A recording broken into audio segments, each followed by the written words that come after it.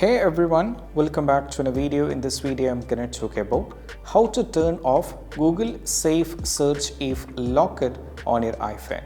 So if you're having this trouble, especially after iOS 26, this is what we have to do. What you need to do is we have to go over here, tap on the settings. Now from here you have to scroll it.